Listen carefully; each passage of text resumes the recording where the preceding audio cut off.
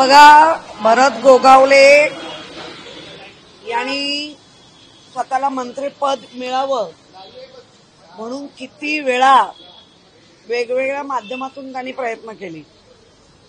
ज्या क्षणाला ते फुटले, ज्याला आम्ही म्हणण्यापेक्षा जनता म्हणते गद्दार, त्या क्षणाला कारण काय होती की अजित पवार आम्हाला फंड देत नाही, आम्हाला अमुक मिळत नाही, आम्हाला भेट मिळत नाही, अशा पद्धतीने अनेक कारणं देऊन आम्ही हिंदुत्वासाठी फुटलो, आम्ही मराठी माणसांसाठी फुटलो, ही सगळी कारणं दिली होती.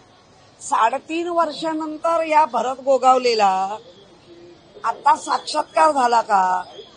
आणि लाडक्या बहीण म्हणून मिरवता आणि एका स्त्रीचाच परत अपमान करता का?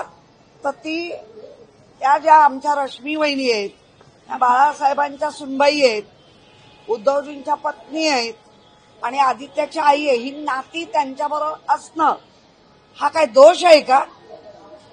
ज्या घरामध्ये तुम्ही उठबस करत होता, ज्या घरामध्ये 4 वेळा तू निवडून आलास शिवसेनेच्या नावावर, तुला ती संधी प्राप्त करून दिली, त्या संधीचे उपकाराच्या तर लांबच अपकाराने फेडताय.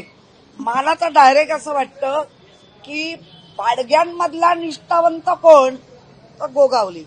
असं देखील म्हणतात राज ठाकरे आणि उद्धव ठाकरे अगोदरच एकत्र आले असते, परंतु रश्मी ठाकरेंमुळे ते एकत्र येत नाहीये. त्यांच्यामध्ये आता ठाकरे घराण्यातल्या सगळ्यांवर आरोप करून संपले.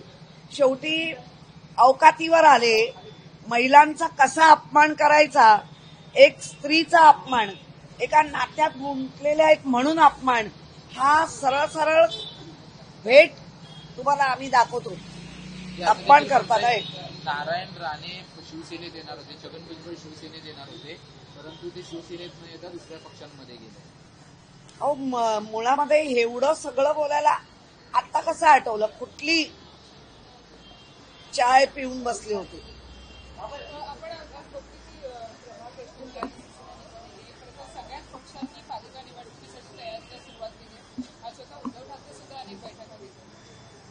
मुळामध्ये आपापल्या पक्षातल्या कार्यकर्त्यांना काही गोष्टी सांगणं किंवा तयारी कशी करावी, तुम्ही करत असलेल्याच्या मध्ये अजून कशी तुम्ही वाढ कराल, हे संबोधित करणं आणि त्यांना सतत म्हणजे तयारीमध्ये ठेवणं एका पक्षप्रमुखाचं किंवा एका लिडरशिपचं काम आहे. आज उद्धव ठाकरे बैठकीत बोलताना असं देखील म्हटले की 2 गुजरात्यांचं व्यापाऱ्यांचं मुंबई महानगरपालिकेवर लक्ष आहे आणि त्यासाठी आपल्याला लढायचं आहे आणि आपल्याला मुंबई महानगरपालिका जिंकायची आहे म्हणून. नाही, हे ज्या पद्धतीने चाललंय, मुंबई महानगरपालिका नाही, अख्ख्या पूर्ण महाराष्ट्रातल्या महानगरपालिकेवर, मुंबईवरचा मोठा डोळा आहे आणि महानगरपालिकेवर सगळ्या डोळे आहेत आणि 2 गुजराती ज्याला आपण अगदी त्यांनी त्या पद्धतीने सांगितलं.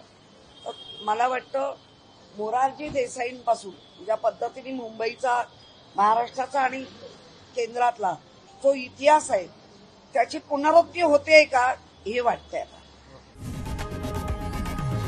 लोकशाही मराठी ऐका, पहा, जागरूक रहा.